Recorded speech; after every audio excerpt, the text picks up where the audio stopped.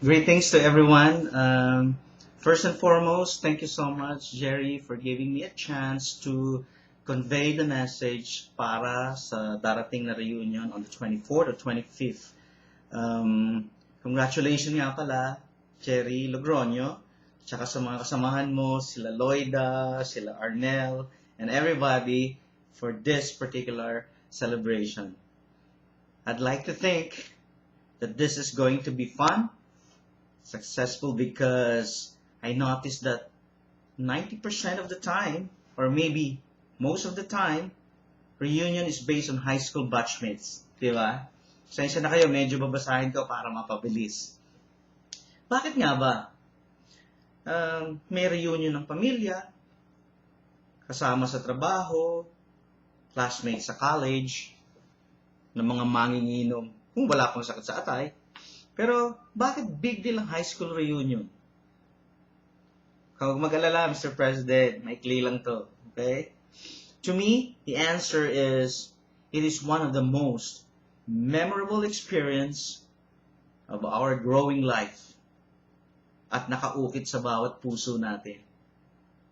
To me, the answer is, yun nga, kung walang high school, hindi tayo makakarating sa college or hindi tayo magiging kumpletong tao. Anyway, first year.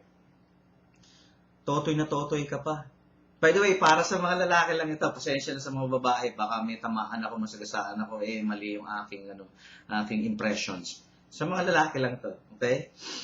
Totoy na totoy ka pa, first year. Di ka na naka-short. Matatago mo na yung mga peklat mo sa binti mo, sa tuhod, sa legs mo, kalalaro ng moro-moro, tumbang preso, at bisikleta. Pero, binata ka na ba o paslit ka pa rin? Medyo may takot ka kasi it's a new environment. Let's face it. Bagong lugar, right? Bagong eskwela. Bagong classmate, bagong teacher, bagong eskwelahan, except Abada, of course. At mga naglalaki ang schoolmates. Baka mabuli ako rito. Magulo pa isip mo kung saan ka sasaling grupo.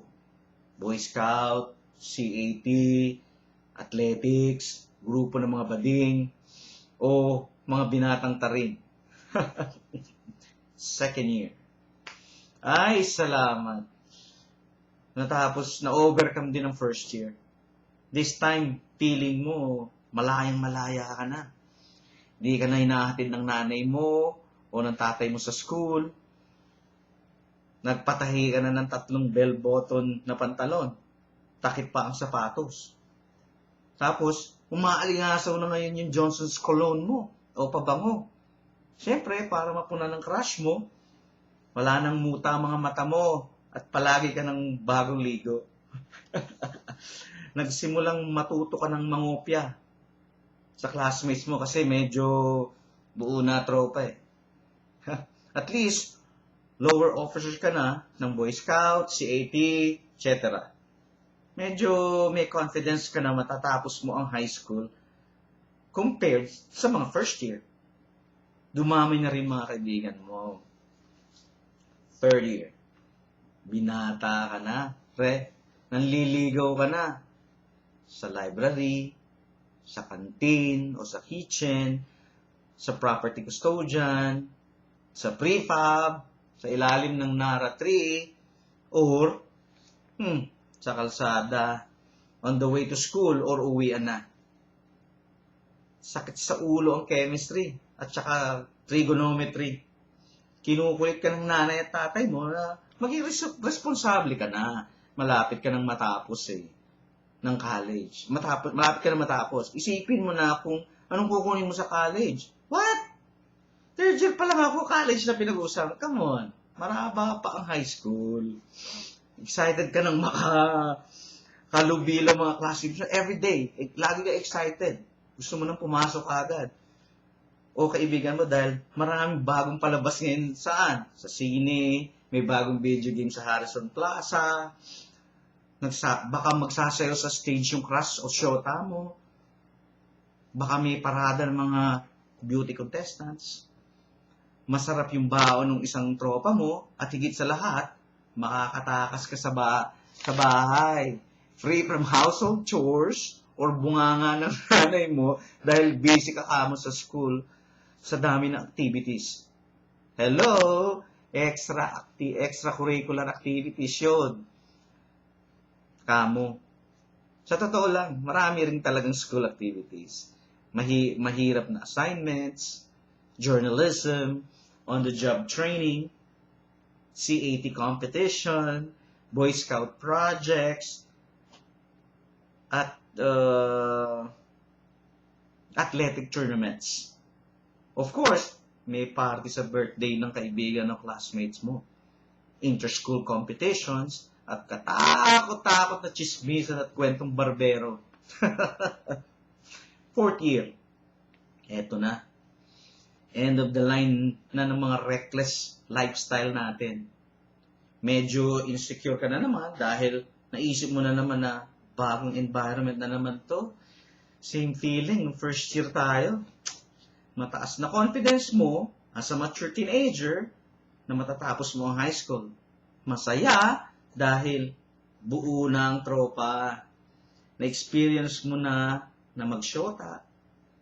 Natikman mo na yung matatamis na halik at yakap. Kayang-kaya mo nang manguto sa first year, sa second year, at sa third year.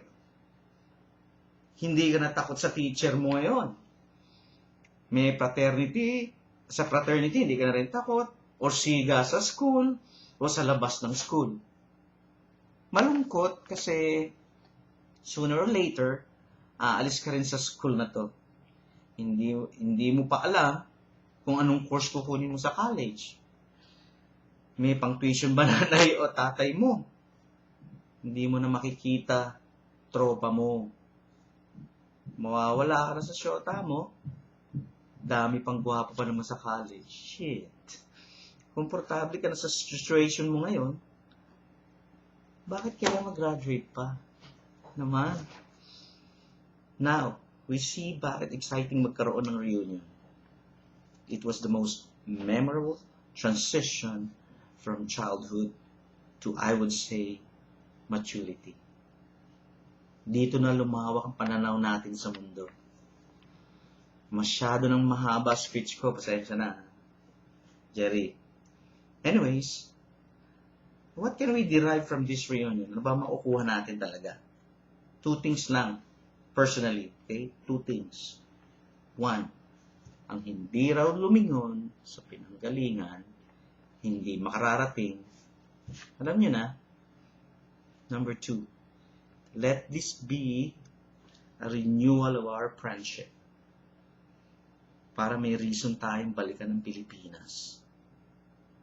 Para sa mga kasama natin nasa abroad. Sama na ako ron. Share our experiences in this challenging world. Of course, establish a new network of friends to help us. Totoo lang, find new jobs, new interests, at higit sa lahat, maging makulay ang mga buhay natin. Life is about relationship.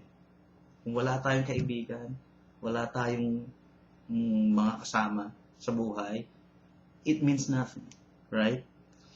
Mabuhay kayong lahat and let the party begins. Isang may sharo na nga dyan, Mr. President. Isa lang, may sharo na. Okay? Bye. Have fun, guys.